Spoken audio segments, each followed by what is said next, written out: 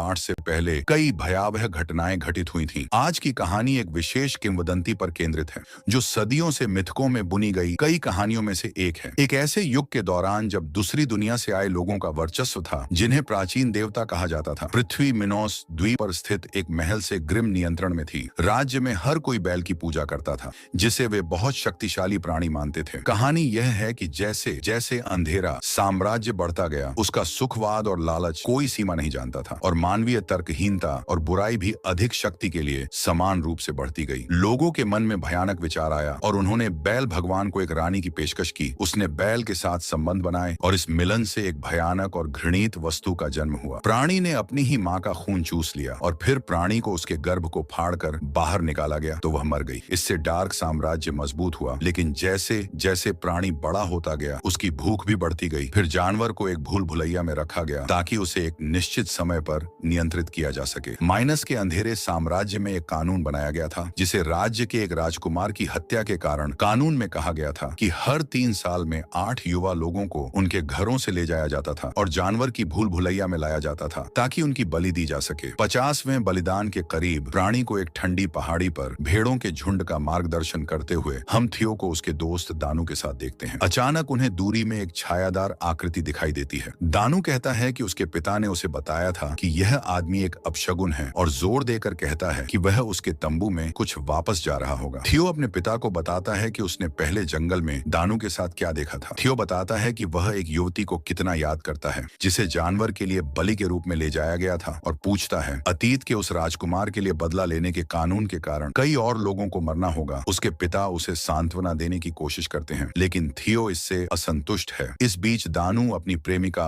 मोरना से बात करने जाता है और उसे खोने के अपने डर को कबूल करता है। जब सैनिक आते हैं तो इस समय गांव के कुछ लोग थियो के पिता के साथ, जो उस स्थान के नेता थे, अपने बच्चों को ले जाने से रोकने के लिए लड़ने की संभावना पर चर्चा करते हैं। लेकिन सभी को डर है कि अगर वे ऐसा करते हैं तो वे एक बार में ही सब कुछ नष्ट हो जाएगा। पुरुषों में से एक सवाल करता है कि उन्होंने थियो को उन 8 युवाओं के हिस्से के रूप में क्यों नहीं सौंप दिया जिन्हें बलिदान किया जाना था। लेकिन नेता कहता है कि वह ऐसा नहीं कर सकता, क्योंकि थियो उसका बेटा और गांव के नेता के रूप में उत्तराधिकारी है। एक सुबह थियो कुछ भेड़ियों को दूर से अपनी भेड़ों के पास आते देखता है और उन्हें बचाने के लिए भागता है। वह समय पर नहीं पहुंचता और एक भेड़ मारी जाती है। थियो एक भेड़िया देखता है, अभी भी पास में है, लेकिन तेजी से भाग रहा है, इसलिए वह जानवर का पीछा करता है। हालांकि एक निश्चित बिंदु पर वह एक पेड़ देखता है जिसकी छाल पर एक अजीब निशान बना हुआ है। इसे देखते हुए उसका ध्यान एक गुफा के प्रवेश द्वार की ओर जाता है, जहां रहस्यमय आकृति जिसे उसने पहले देखा था वहां मौजूद है, और उसे हाथ से इशारा करता है। वह उसके पास जाता है और गुफा के अंदर वह आकृति पाता है, एक बूढ़ी औरत जिसके बगल में भेड़िया है। थियो पेड़ पर निशान के बारे में बात करता है और कहता है कि वह इसे पहचानता है, क्योंकि इसे पूरा करने वाला दूसरा आधा हिस्सा उसके पास है। वह टूटा हुआ लॉकेट दिखाते हुए वह कहता है कि उस लॉकेट का दूसरा हिस्सा उस व्यक्ति के पास था जिससे वह प्यार करता है, जिसे जानवर के लिए बलि के लिए ले जाया गया था। बूढ़ी औरत कहती है कि युवती को ले जाया गया था, लेकिन उसकी बलि नहीं दी गई थी, ये दावा करते हुए कि वह महल के नीचे भूल भुलैया में है। थियो बूढ़ी औरत की बातों पर विश्वास नहीं करता है, लेकिन वह जारी रखती है और कहती है कि युवती को बचाने के लिए थियो को मिनोटॉर नामक प्राणी को मारना होगा। थियो रात को अपने प्रिय के सपने देखता है जिसे उससे छीन लिया गया था, और सुबह उसे उसके पिता द्वारा जगाया जाता है, जो उसे झुंड को दूर ले जाने के लिए कहता है, क्योंकि सैनिक जल्द ही आएंगे। थियो बताता है कि उसने गुफा में बूढ़ी चुड़ैल से बात की थी और उसने उसे बताया कि जिस युवती से वह प्यार करता था वह अभी भी जीवित है, और अगर वह उसे फिर से देखना चाहता है तो उसे मिनोटॉर को मारना होगा। उसके पिता ने उसे बताया कि यह सब बूढ़ी महिला का झूठ है और वह ऐसा पागलपन नहीं कर सकता, क्योंकि मिनोटॉर एक भगवान है जिसे कोई भी इंसान नहीं मार सकता। उसी दिन देर दोपहर में साम्राज्य के जहाज दूर से आते हुए दिखाई देते हैं। वे गांव में पहुंचते हैं और आक्रमण करते हैं। थियो अपने पिता के आदेशानुसार पहाड़ों में है, लेकिन बूढ़ी चुड़ैल ने उससे जो कहा उसके बारे में सोचना बंद नहीं कर सकता। इस बीच सैनिक टेंट में जाते हैं और युवा लोगों को ले जाते हैं। थियो को अभी भी सोचते हुए देखते हैं। वह उस महिला को याद करता है जिसे वह प्यार करता है और जिसे उससे छीन लिया गया था। वह दृढ़ निश्चय के साथ उठता है और अपने गांव की ओर भागता है। जब सैनिक पहले से ही 8 युवाओं को लेकर जा रहे होते हैं, थियो आता है और उनका ध्यान भटकाता है और एक युवा महिला की जगह लेने में कामयाब हो जाता है और उसे कोई भी नोटिस नहीं कर पाता है। दुख की बात है कि थियो के पिता केवल विलाप करते हैं और ले जाए गए युवाओं को विदाई देते हैं। उन्हें इस बात का कोई अंदाजा नहीं होता कि उनका बेटा भी उनमें से एक है। अब 8 युवा एक बड़े लोहे के पिंजरे के अंदर हैं। डेनिस उनमें से एक को अभी भी कंबल में लिपटा हुआ देखता है और जब वह यह देखने जाता है कि यह कौन है तो वह देखता है कि यह उसका मित्र थियो है। कुछ क्षण बाद थियो टायरो नामक युवक से बात करता है जो उसे बहुत पसंद नहीं करता था और कहता है कि वह जानवर को मार देगा। टायरो को विश्वास नहीं होता कि कोई व्यक्ति राक्षस को मार सकता है, हालांकि वह भी यही इच्छा रखता है जो बैल जानवर के बारे में प्रत्येक युवक के अपने विचार हैं। यहाँ तक कि एक का यह भी मानना है कि वे जो कर रहे हैं वह गर्व करने लायक है। अंधेरे साम्राज्य में पहुंचने पर उन्हें तुरंत सम्राट ड्यूलन की उपस्थिति में ले जाया जाता है, जो तुरंत बलि देने का आदेश देते हैं, जिसमें शुरू में केवल 2 युवतियों को डुआन के सिंहासन के सामने ले जाया जाता है। वहां बड़ी मोटी लोहे की सलाखों से ढका एक छेद होता है जिसके माध्यम से युवकों को फेंका जाएगा। हालांकि डुआन द्वारा लड़कियों को फेंकने से पहले थियो कहता है कि लड़कियां जानवर को नहीं छोड़ेंगी, लेकिन ड्यूलन उसे चुप रहने का आदेश देता है और राज्य की राजकुमारी को हाथ में एक जानवर की खोपड़ी लेकर बुलाता है। वह उसे उसमें से निकलने वाले वाश को सांस में लेने देता है। फिर राजकुमारी दोनों लड़कियों के पास जाती है और उन्हें चूमने के बाद उन्हें एक तरह की समाधि में डाल देती है, जिससे वे जानवर के पास फेंके जाने के लिए उत्सुक हो जाती हैं। लोहे की सलाखें खोली जाती हैं और ड्यूलन राक्षस का आह्वान करता है जो शुरू में दिखाई नहीं देता है, लेकिन उसके सींगों की छाया दिखाई देने में देर नहीं लगती। फिर एक भयानक दहाड़ पूरे स्थान को हिला देती है और मौका देखकर थियो और टायरो हमला करने की कोशिश करते हैं, लेकिन सफलता नहीं मिलती और आसानी से काबू में आ जाते हैं। तब राजकुमारी दोनों लड़कियों को गड्ढे के मुंह से बाहर निकालने का आदेश देती है और ड्यूलन गड्ढे को तैयार करने का आदेश देता है, क्योंकि अब 8 युवकों की एक साथ बलि दी जाएगी। फिर वह राजकुमारी को उस स्थान पर बोलने के लिए फटकारता है। 8 को बाद में उनकी बलि की प्रतीक्षा करने के लिए एक स्थान पर फेंक दिया जाता है। बाद हम राजकुमारी को अपनी नौकरानी के साथ बहुत धीमी आवाज में बात करते हुए देखते हैं। वह उसे थियो को उसके पास लाने का आदेश दे रही है, क्योंकि उसे पुरानी चुड़ैल ने चेतावनी दी थी कि वह आएगा। थियो को फिर बेहोश कर दिया जाता है और राजकुमारी के कमरे में ले जाया जाता है, जिसका नाम राफेला है, जहां वह थियो को बहकाने की कोशिश करती है। हालांकि थियो उसके बहकावे में नहीं आता है और यहाँ तक कि उसे धमकाता भी है और पूछता है कि वह उससे क्या चाहती है। राफेला तब खुलासा करती है कि वह चाहती है कि थियो उसे जानवर से सभी को मुक्त करने में मदद करे, लेकिन यह सब ड्यूलन ने सुना और देखा, जो शुरू से ही जासूसी कर रहा था। राफेला ने अंतिम बलिदान की एक लड़की का भी जिक्र किया जो उसकी गर्लफ्रेंड निकलती है, जिसे थियो से छीन लिया गया था। राफेला उससे उसे बचाने के लिए कहती है और बदले में वह उसकी मदद करेगी। ड्यूलन अपने आदमियों के साथ आता है और थियो को कैद करने का आदेश देता है, जो वापस लड़ने की कोशिश करता है,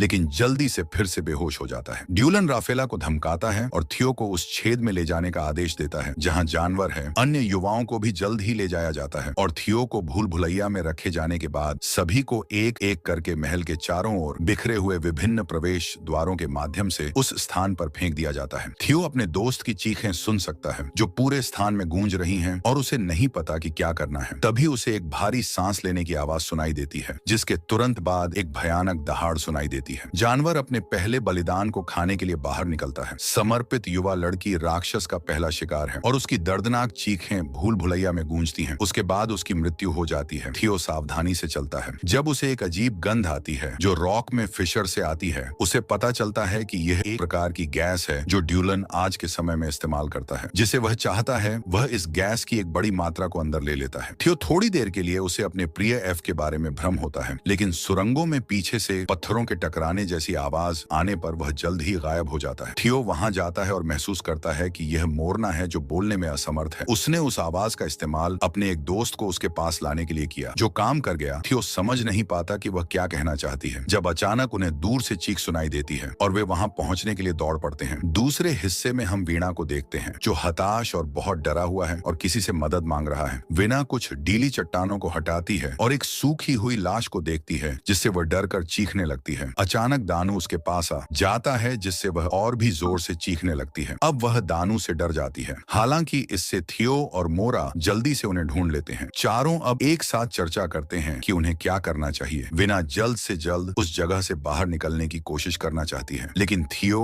और बाकी लोग यह जाने बिना भी दूसरे लोगों को ढूंढना चाहते हैं कि क्या वे अभी भी जीवित हैं या नहीं। इस बीच राफेला को ड्यूलन के कमरे में ले जाया जा रहा है ताकि वह उसकी महिला के रूप में प्रेत बाधित हो जाए और उसके बच्चे को जन्म दे, लेकिन अचानक पास के एक छेद को देखकर वह भागती है और किनारे पर खड़ी हो जाती है और कहती है कि वह जानवर के सामने आत्मसमर्पण करना पसंद करती है और फिर कूद जाती है। थियो और अन्य लोग उस स्थान पर पहुंचते हैं जहां समर्पित लड़की को मार दिया गया था और हर जगह केवल खून और उसके कपड़ों के अवशेष देखते हैं। वे प्राणी के विशाल पद चिन्ह भी देखते हैं और जब वे इसे देख रहे होते हैं तो टायरो दानू के मुंह को ढकता हुआ दिखाई देता है और दूसरों को चुप रहने के लिए कहता है और जोर देकर कहता है कि प्राणी बहुत करीब है। टायरो कहता है कि वह उसे मार देगा, लेकिन किसी को चारा के रूप में कार्य करने की आवश्यकता है। थियो चारा के रूप में स्वयं सेवक है, जबकि अन्य लोग पास में छिपे हुए हैं। जो कुछ भी उनके पास वह लेकर मॉन्स्टर के पास आने की प्रतीक्षा कर रहे हैं ताकि वे उसे पर हमला कर सकें। कुछ आ रहा है और जब हर कोई हमला करने के लिए कूदता है तो उन्हें पता चलता है कि यह सिर्फ राफेला है। वह कहती है कि वह उनकी मदद करने के लिए वहां है और दावा करती है कि वह एक रास्ता जानती है और उसका नौकर पहले से ही उनका इंतजार कर रहा है। वेना उस पर भरोसा नहीं करना चाहती और जाने लगती है, लेकिन थियो उसे जाने के लिए नहीं कहता है। हालांकि वह सभी को अप्रिय बातें कहना शुरू कर देती है और कहती है कि उसे वहां किसी की परवाह नहीं है और वह थियो के गांव में पैदा होने के लिए शर्मिंदा है, जबकि वह अभी भी बात कर रही है। वह अचानक उसके पीछे दिखाई देने वाले बीस्ट के सींग से उसकी मौत हो जाती है, जिससे बाकी सभी लोग अपनी जान बचाकर भागते हैं। खुद को प्राणी से दूर करने के बाद वे अपने दूसरे दोस्त देई को ढूंढते हैं, जो जल्द ही राफेला की मदद से वापस होश में आ जाती है। वे आगे बढ़ते हैं और राफेला द्वारा आश्वासन दिए गए निकास द्वार के पास पहुंचते हैं। हालांकि नौकर के दरवाजा खोलने से पहले ड्यूलन अपने आदमियों के साथ आता है और उसे रोकता है, और फिर जब वे निकास द्वार पर पहुंचते हैं तो वह उसे मार देता है। राफेला अपने नौकर को दरवाजा खोलने के लिए बुलाती है, लेकिन केवल चुप्पी ही जवाब देती है। वे घबरा कर दरवाजा तोड़ने की कोशिश करने लगते हैं, क्योंकि वे सुन सकते हैं कि जानवर की सांसें करीब आ रही हैं। समय समाप्त हो जाता है और विशालकाय प्राणी दौड़ता हुआ आता है और युवाओं में से एक को नीचे गिरा देता है और सभी पर भयंकर रूप से दहाड़ता है। जानवर जल्दी से अपने नए शिकार का दावा करता है। वह अपने सींग से दूसरे युवा को घायल कर देता है और बहरा करने वाली दहाड़े निकालता है। तो थियोदानु और मन्ना एक दिशा में भागते हैं, जबकि राफेला को जानवर ने घेर लिया है और टायरो भूल भुलैया के दूसरे हिस्से तक पहुंचने में कामयाब रहा और पानी ढूंढकर अपनी प्यास बुझाने के लिए कुछ पीता है। थियो और बाकी लोग बिना किसी उद्देश्य के चलते रहते हैं, जब उन्हें अचानक एक अजीब आदमी दिखाई देता है जो कहता है कि वह वहां बहुत समय से है और चूहे और कीड़े खाकर जीवित है। फिर वह आदमी उन्हें दूसरे स्थान पर चलने के लिए कहता है। अजनबी, जिसका नाम टर्ग है, वह सभी को चट्टानों के बीच एक छोटे से छेद में ले जाता है और उन्हें एक छोटा नक्शा दिखाता है जो उसने उस स्थान का बनाया है, क्योंकि वह वहां बहुत समय से है। आदमी परेशान होने के लक्षण दिखाता है, कुछ निरर्थक बातें कहता है,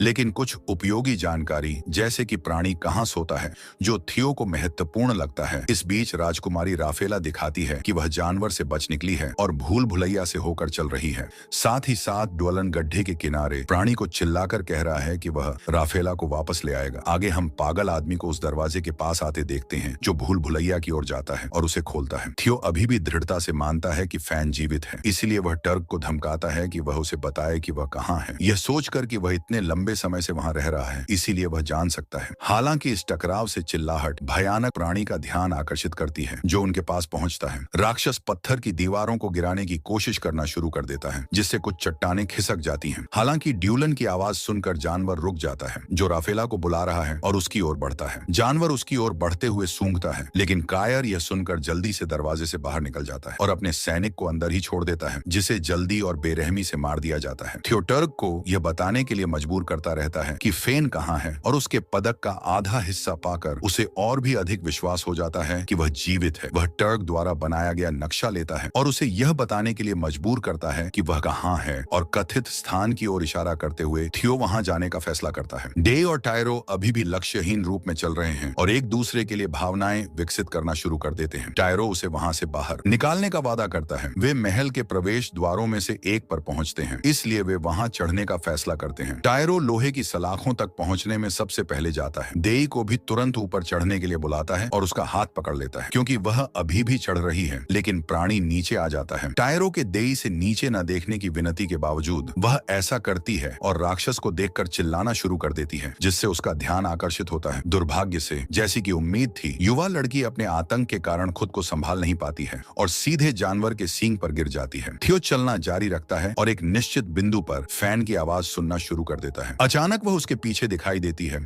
जिससे वह बहुत खुश होता है और वह उसे गले लगाने के लिए दौड़ता है। हालांकि यह खुशी जल्दी ही गहरे दुख में बदल जाती है, जब वह ट्रांस से जागता है और देखता है कि वह वास्तव में फैन के लंबे समय से मृत शरीर को गले लगा रहा था। उसे एहसास होता है कि उसे अब केवल अपने उन दोस्तों की मदद करनी चाहिए जो अभी भी जीवित हैं। इसलिए वह डैनू और अन्य लोगों को खोजने के लिए मृत्यु के स्थान को छोड़ देता है। उसी क्षण मोरना को टर्क के ठिकाने पर लौटने के लिए कहने के बाद डैनू थियो की खोज जारी रखता है, और जो उसे आगे दिखाई देता है वह उसे देखकर उसका नाम पुकारता है। लेकिन कुछ गड़बड़ होने का एहसास होने पर वह रुक जाता है और अधिक ध्यान से देखता है। फिर वह नोटिस करता है कि यह वास्तव में वहां जानवर है जो उस पर हमला करने के लिए आगे बढ़ रहा है, और भागने का कोई मौका न होने के कारण वह थियो से मोरना की देखभाल करने के लिए चिल्लाता है। थियो अपने दोस्त की आवाज सुनता है। आवाज चारों ओर से सुनाई देती है, इसलिए वह नहीं जानते हुए कि मदद के लिए किस रास्ते से जाना है। केवल यह सुन सकते हैं कि दानू को राक्षस ने मार दिया था। इससे वह क्रोधित हो जाता है और लोहे के पदक का आधा हिस्सा भूल भुलैया की दीवारों पर फेंक देता है। एक चिंगारी उत्पन्न होती है जिससे एक छोटी सी लौ प्रज्वलित होती है और थियो के दिल में आशा की एक रोशनी भी चमकती है कि वे उस जगह से जीवित निकल सकते हैं। राफेला उसके पास आती है और मिनूर की कहानी और उसके लिए किए गए बलिदानों के कारण के बारे में सच्चाई बताती है। वह कहती है कि यह वास्तव में मिनोटॉर था जिसने अतीत में राजकुमार को मार डाला था और इस तरह की शर्म को छिपाने के लिए उन्होंने यह आविष्कार किया कि यह थियो के गांव का एक आदमी था जिसने ग्रामीणों को हमेशा झूठे कर्ज का भुगतान करने के लिए युवा लोगों को बलि के रूप में चढ़ाने की निंदा की। राफेला फिर थियो को जानवर से लड़ने और उसे हराने के लिए और भी प्रोत्साहित करती है। वह उसे गैस के स्रोत की ओर ले जाती है जहां गंध बहुत तेज है, जबकि वे अभी भी उस दरार को देख रहे हैं जिसके माध्यम से गैस निकल रही है। मिनोर उनके पीछे दिखाई देता है और उस समय भयंकर रूप से दहाड़ता है। टायरो भी डेई को खोने से क्रोधित होकर आता है और थियो को भागने के लिए कहता है, जबकि वह जानवर पर हमला करता है, लेकिन वह जल्दी से उसके सींगों से घायल हो जाता है। हालांकि वह लड़ना जारी रखता है। इस बीच थियो राफेला को एक सुरक्षित स्थान पर छोड़ देता है और जब मिनोटॉर आता है तो उसे पानी में छिपने के लिए कहता है, फिर राक्षस वाली जगह पर वापस जाता है। थियो आता है लेकिन टायरो को बचाने के लिए बहुत देर हो चुकी होती है, जो एक व्यर्थ मौत मर जाता है। थियो चिल्लाता है और राक्षस को उस पर हमला करने के लिए कहता है और वह थियो पर भयंकर रूप से हमला करता है। हालांकि आखिरी सेकंड में थियो चकमा देता है जिससे जानवर भूल भुलैया की दीवार से टकरा जाता है और गैस से बचने का क्षेत्र और खुल जाता है और प्राणी स्तब्ध होकर उठ जाता है। गिरे हुए पत्थरों के बीच जिसके सींगों में से एक टूटा हुआ है, थियो एक और चिंगारी उत्पन्न करने के लिए लोहे के पदक के टुकड़े की तलाश करता है, लेकिन उसे पता चलता है कि टुकड़ा राक्षस के सींग में फंस गया है। प्राणी अभी भी प्रभाव से चकित है, दूसरी दिशा में भागता है और थियो अपनी वस्तु को पुनः प्राप्त करने के लिए उस पर कूद जाता है। जैसे ही वह उसे प्राप्त करता है, राक्षस थियो को गैस एस्केप स्रोत की ओर भागते हुए देखता है और उसका पीछा करता है। थियो अपना रास्ता बदलता है और राफेला की ओर जाता है, क्योंकि केवल वहीं वह उन लपटों से बच सकता है जिन्हें वह दीवारों पर पदक से चिंगारी उत्पन्न करने की कोशिश करता है और अंत में सफल होता है। लपटें जल्दी से भूल भुलैया को भस्म कर देती हैं और थियो मुश्किल से राफेला के पास पहुंच पाता है। प्राणी इतना भाग्यशाली नहीं होता है और तीव्र लपटों में घिर जाता है। विस्फोट इतना शक्तिशाली होता है कि नीचे से महल में निकलता है और ड्यूलन से टकराता है। महान विनाश के कारण थियो और राफेला पानी के नीचे छुप जाते हैं, जबकि ड्यूलन और उनके कई सेवक मलबे के साथ मर जाते हैं। थियो और राफेला पानी से बाहर निकलते हैं, फिर भी उस प्राणी से डरते हैं। फिर वे पीछे से आते हुए पद चिन्ह सुनते हैं और पाते हैं कि यह मिनोटॉर है जो विस्फोट से बच गया है लेकिन गंभीर रूप से क्षतिग्रस्त हो गया है। जानवर एक बार फिर थियो पर हमला करता है। हालांकि थियो उस सींग के टुकड़े को देखता है जिसे प्राणी पहले खो चुका था और जल्दी से उसे पकड़ लेता है। राक्षस का इंतजार करते हुए थियो सींग को प्राणी के मुंह में घुसाने में कामयाब हो जाता है और अपने वजन के बल से उसकी मौत को सील कर देता है, क्योंकि यह थियो को दीवार के खिलाफ दबाता है और उसके राक्षसी सिर को छेद देता है। थियो और राफेला उस जगह से बाहर निकलने का रास्ता खोजने के लिए जल्दी करते हैं और रास्ते में थियो मोरना को अभी भी टैग के साथ छिपा हुआ पाता है। फिर वह उन्हें एक साथ भागने के लिए कहता है क्योंकि सब कुछ ढह रहा है और वे भागने के लिए आगे बढ़ते हैं। जल्द ही एक सुरंग पाते हैं जो सूरज की रोशनी को प्रकट करता है। जब वे बाहर निकलते हैं तो वे देखते हैं कि वे महल के मुख्य भाग में हैं और सब कुछ नष्ट हो गया है। ड्वेलन अभी भी मलबे के बीच जीवित है, लेकिन मुश्किल से जीवित है। राफेला उसके पास आती है और उसका दम घोंट देती है, जिससे सभी लोगों के लिए एक अलग और बेहतर भविष्य सुनिश्चित होता है। मूवी यही समाप्त हो जाती है। थैंक्स